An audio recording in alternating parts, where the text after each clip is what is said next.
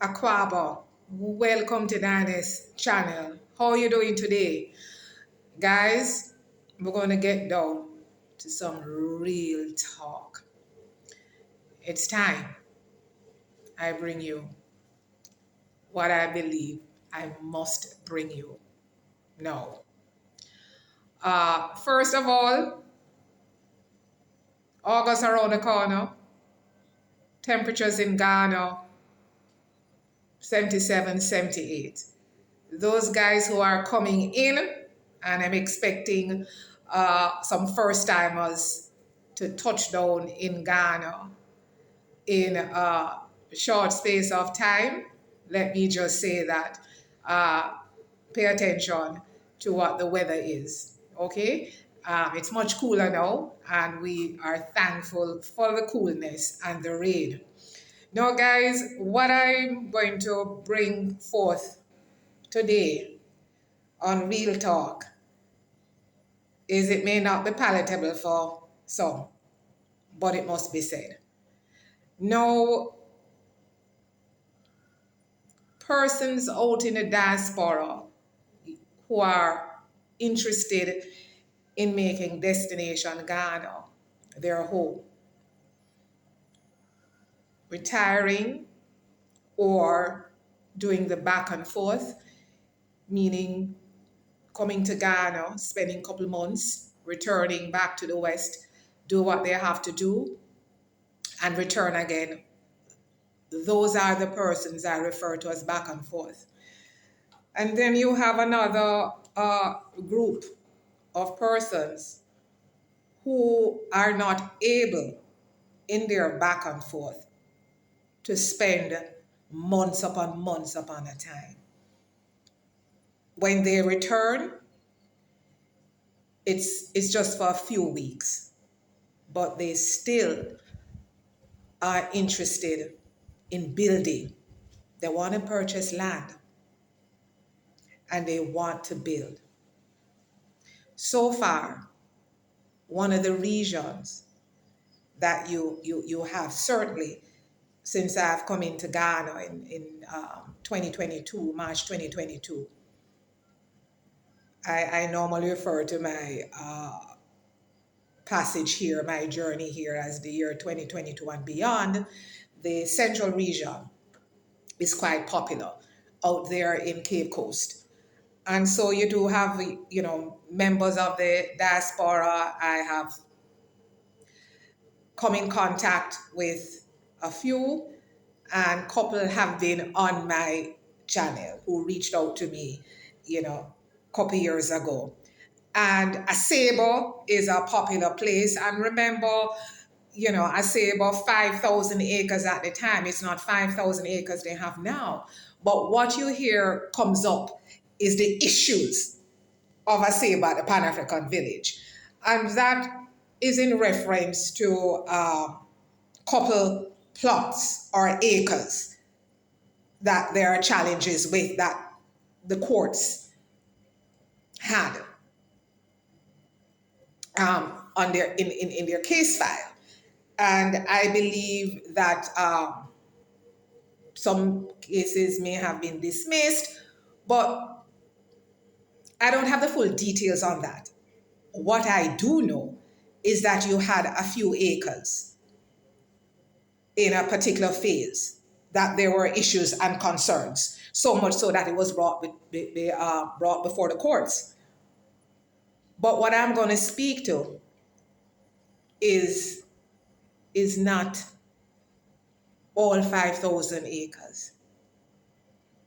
It's not 4,000 acres. It's not 3,000 acres. What is the point? The point is that there are still phases and acreage of land that are in good condition. And most importantly, your paperwork is authentic.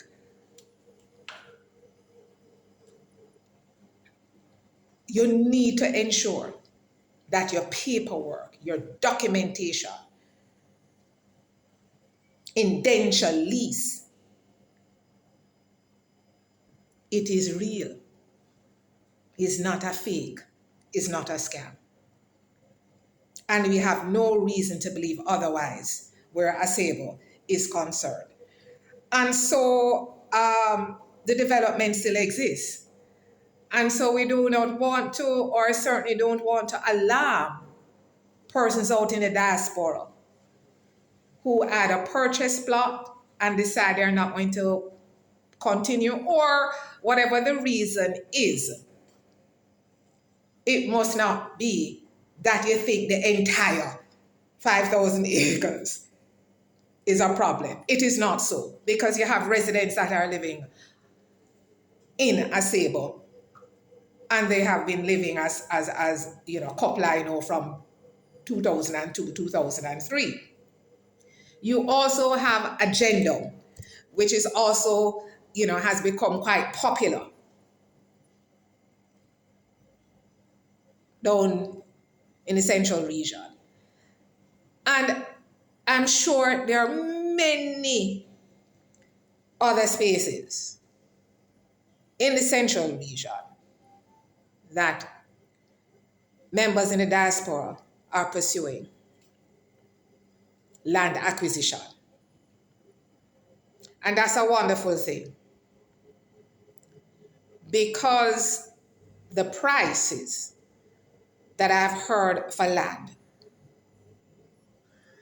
it is doable for those persons who are serious about making Destination Ghana their home, whether full-time or part-time. It's frustrating, and I understand, when far too many believe that the diaspora coming in, that they are ATM machine, and it is not so. The vast majority, and certainly those who I have communicated with and encountered, they have labored hard for their dollars. And so, you know, when they come and they acquire land and they start the process of building, it's a lot of sacrifice and sweat and sometimes tears. And so where we're in right here now is that there are challenges for cause for concern. Who can I trust when I decide to come all the way to Africa, Destination Ghana? I don't speak the language, I don't know anybody. How is this going to work? So many cases I've heard of people being scammed. Most recently, someone shared me a vlog. The house just collapsed. And it brings me to what I'm focusing on in this particular vlog. Your building. Your contractor is going to be extremely important. And one of the things that I'm trying to do is to have a dialogue with one or two Jamaican contractors who are there in the central region, and if they're open to taking on clients. Because you do have couple who are building their own homes. And it is my firm belief that you need a contractor who will be your eyes and ears when you're doing the back and forth. And even if you're living here, will also be your eyes and ears. A contractor who has built his home so you can see his work. A contractor who you both can understand what you're saying. Because we're not going to pretend as if there's not a challenge with communication, understanding what is said, and not saying yes when it's really no. You need that contractor, that the team that he has, his foreman,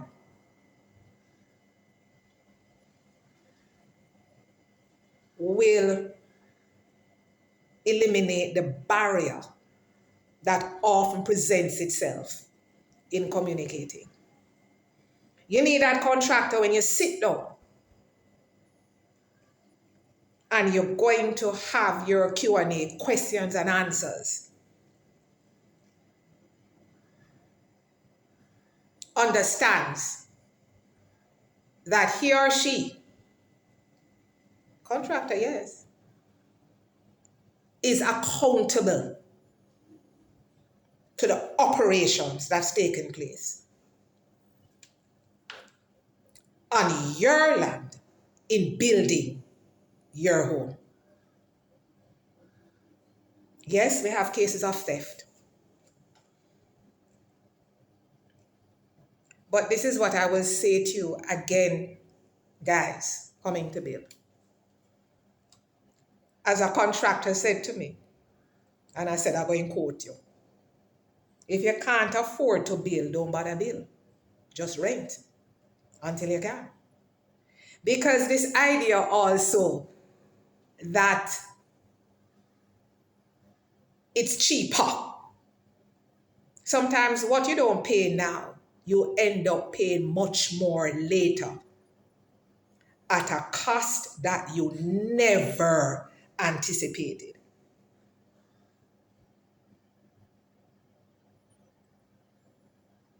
And so you have your land and you get your contractor. Your plot or plots cannot be an open invitation to come in because theft is real. But as in Jamaica, when I, used to pass and you see building going on, building going on because they have like the zinc sheets or whatever cover the whole perimeter of the land.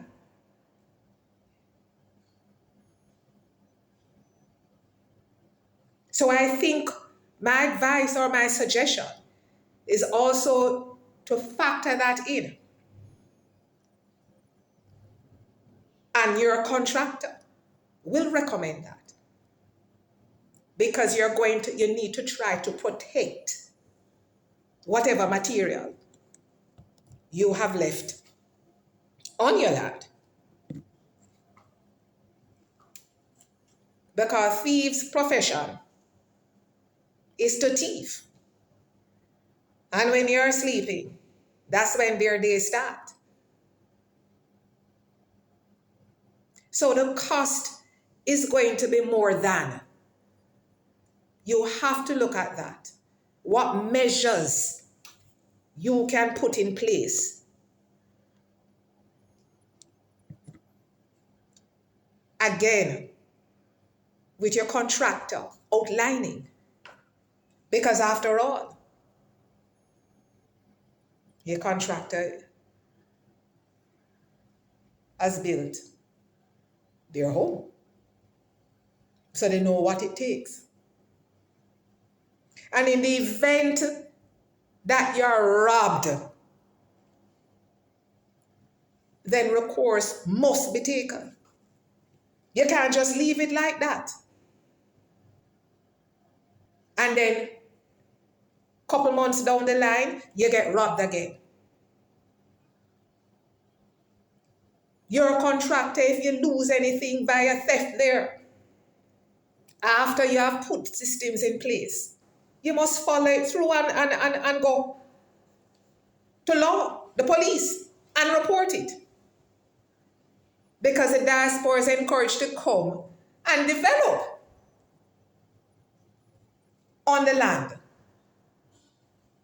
And so therefore, guys, it's on you. The onus is on you from the diaspora. Rome not built in a day. To take your time and go through that. Everything that you can think of. Because even you have persons who are here and they have experienced that. Much more you are not here.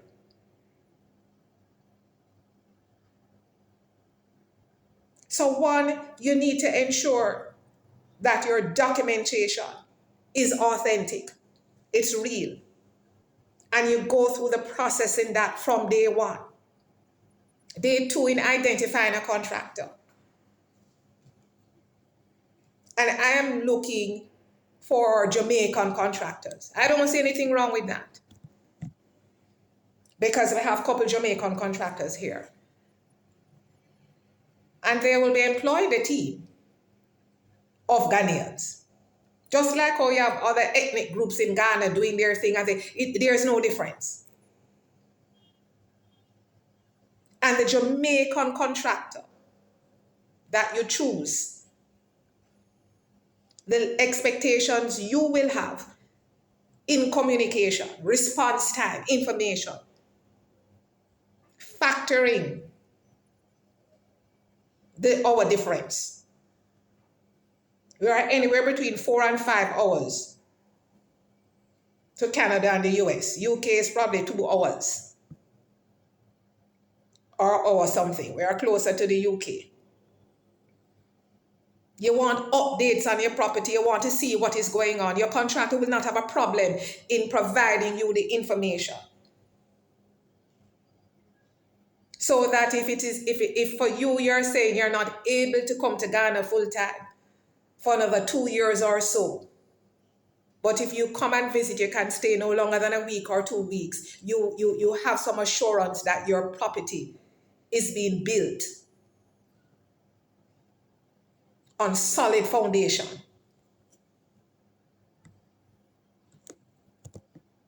You go too cheap in certain things, somebody refer you to this person, you get a price and you go somewhere else. Well, sometime when the foundation drop down, we have to look at how it started. And again, I will repeat that the contractor said to me,